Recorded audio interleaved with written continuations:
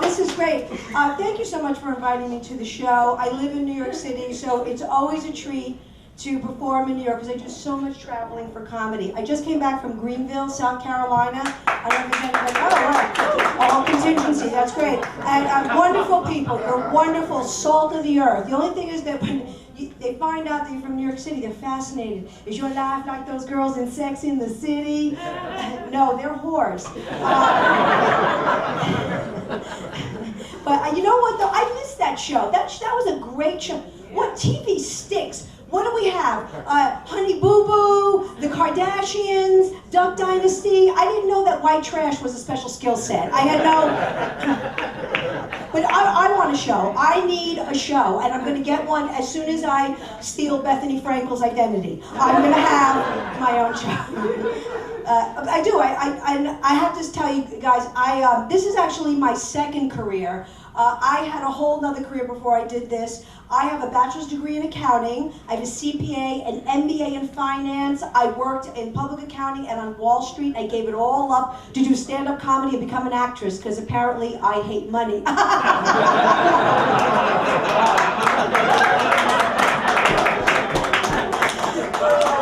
Good choice. And I have to say, I used to do these calculations because I worked in derivatives, which if anybody knows what it is, I know it's got a very, very bad rap, but it was a very good financial instrument if you knew what you were doing. And I used to calculate the present value of the future cash flows of an interest rate swap with a put option in 3 years. I used to do that. But today, I went on an audition for Trojans. So it's, pitch me, yeah. And I want to tell you folks something.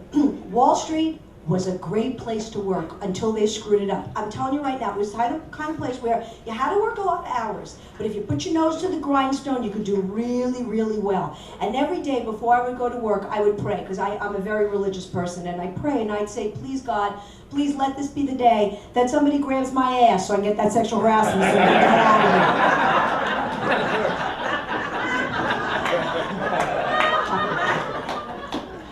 But my friends tell me that I should be grateful for all of my gifts because I'm married. Has anybody heard that bullshit? Huh? Yeah. Woo! So I'm married. June will be 5 years. 5 years. And oh, thank you. Thank you. It's my first marriage, although it won't be my last. And who am I kidding? Just planning ahead. But my husband, you know what? My husband's a great guy. My husband, I'll tell you something, he is the most moral person I have ever met, which is hard to come by, and that's the good news. The other news is that he's a cheap fuck. And I don't know if anybody's married to a cheap fuck, but it's very exhausting. Spreadsheets, lots of calculations involved. It's almost like being in algebra class. And like when we got married, for example, our wedding, you know, photographers are very expensive. So we had his brother-in-law take pictures of us with his iPhone. If anybody wants to see our wedding album, it's on Instagram, so it's very convenient. I hate going shopping with him. Ladies, do you like going shopping with your husbands? Or men, do you like going shopping with your husbands? I don't mean to leave anybody out. I hate going shopping with him. First of all, we don't buy any brands anymore. No brands. Everything that we buy is is a white box with the name on it. You know, like Saran Wrap, pancake mix. The other day he comes over to me, he goes, look, this Band-Aid, it's falling off. I said, well, the whole box was a quarter, so it doesn't come with adhesive. He loves the Groupon. Anybody love the Groupon? He loves the, oh my goodness, he's a Groupon groupie. He's unbelievable. So for our anniversary last year, he surprised me, and we went ziplining over Bed-Stuy because it was $14.95. You have not lived till you went over a CVS on a live wire. You know what I'm saying? With a thin wire there, it's nice. Living on the edge. The other day, he asked me, he had like a pimple on his back, or a cyst as he calls it, because he's such a drama queen. And he says, can you put some tea tree oil on it? You know, so he gives me a Q-tip, and I put it on, and you know, we call that foreplay in my house. And so I went to throw the Q-tip out, and he's like, what are you doing? And I said, I'm throwing it out. He goes, what are we, we? Trump?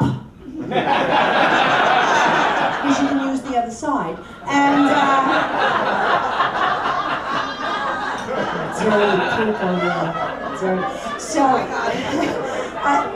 so we all know that Donald Trump amassed his whole fortune hoarding cotton. So I'm just, again, just right on the money.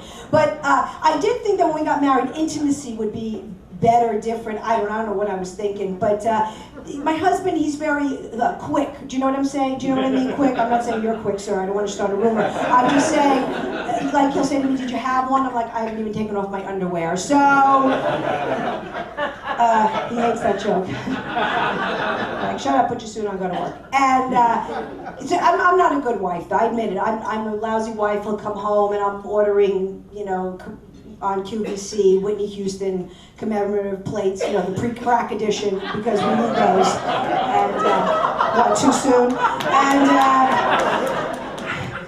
yeah, I said to him the other day, why don't we get a dog? He said, why don't you make the bed? So, but, you know who was happy when I got married? My family, because I'm Greek. Are there any Greek people here? No? Okay, good. The diners are still open. Okay, one person. Okay.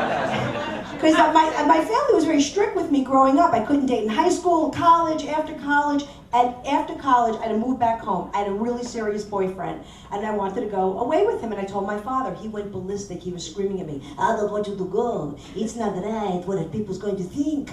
I don't know, Dad, but we hang our laundry out in the front lawn. So I'm getting the impression we don't really give a shit what people say.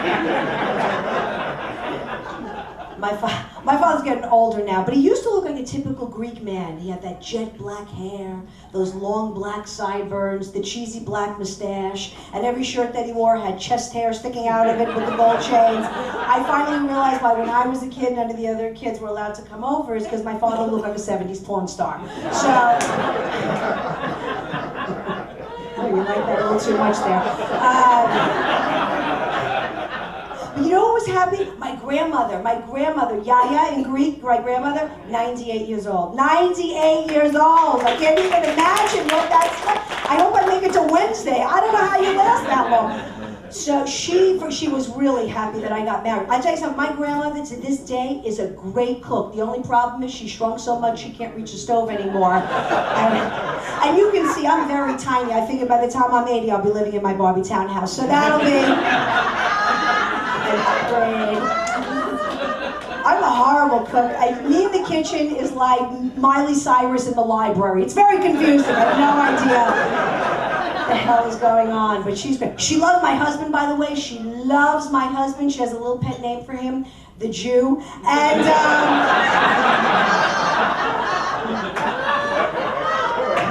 I knew that going big here. Greenville, not so much. Based on the fact that I didn't see a synagogue for like 400 miles. So I walk in the other day, and my grandmother is giving my husband Greek lessons on the side. I'm like, what is she teaching you? And he said, well, she said every time I say hello to somebody, I should say Christos Anesti. I said, do you know what that means? He said, no. I said, it means Christ has risen.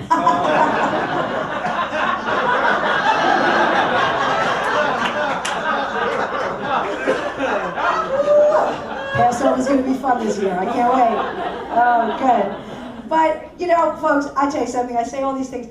I did not plan my life turning out this way. Has anybody's life turned out the way they planned? No. Thank you for your honesty. And the thing is, time goes by very quickly, doesn't it? I mean, really, we all remember in this room, I'm taking a look, we all remember in this room there was a time when Michael Jackson was normal and Prince was weird. Remember that? What happened? It's so crazy. The world is crazy. You can't do anything. You can't fly anymore. That's a horrible thing. I have to fly a lot for comedy. Now they land planes for any reason. Last week they landed a plane because some man was in the bathroom for an extraordinary amount of time. Guys, please save the big poop for the airport, okay? Please, we have places to go.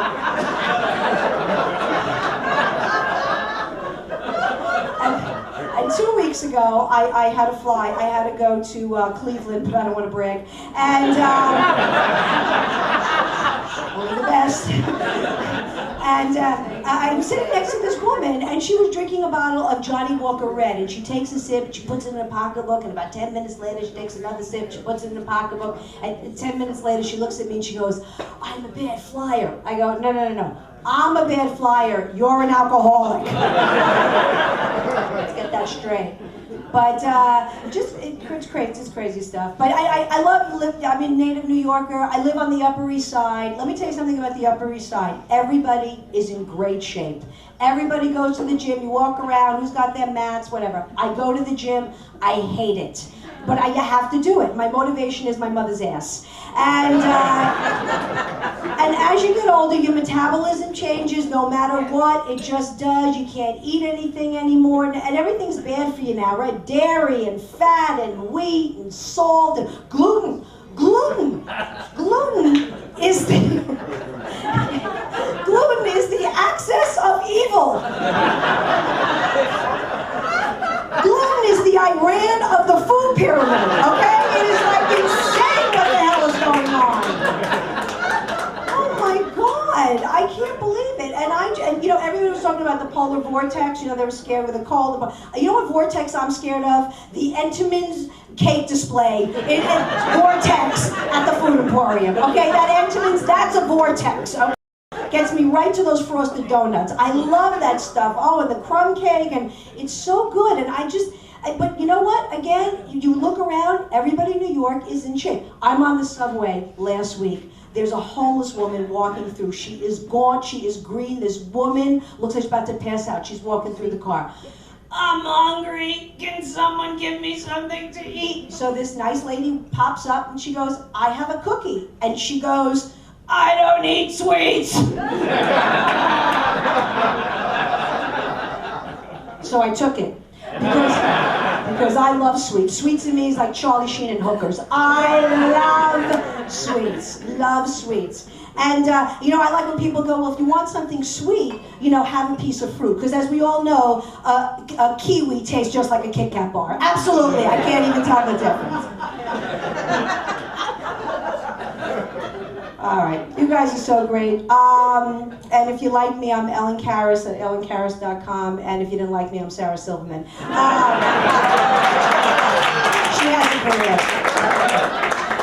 But what I wanted to say, one more thing. You know who I feel sorry for? I feel sorry for little kids. Like 12 and under, because their world is completely different than ours. And I'm going to give you an example. I have a 9-year-old niece, Sophia. She came over the other day. She goes, Aunt Ellen, I went to the pediatric dentist. I love going to the pediatric dentist because we get bubblegum mouthwash and we get stickers and we watch videos. Did you like going to the pediatric dentist when you were a little girl, Aunt Ellen? I said, well, Sophia, honey, I went to the dentist. I went to the Greek dentist in Astoria, Dr. Katsaforis. And while he was drilling in my mouth, he was smoking a cigarette at the same time. And he only put down that cigarette to call his bookie. So that was it. You guys have been great. My name is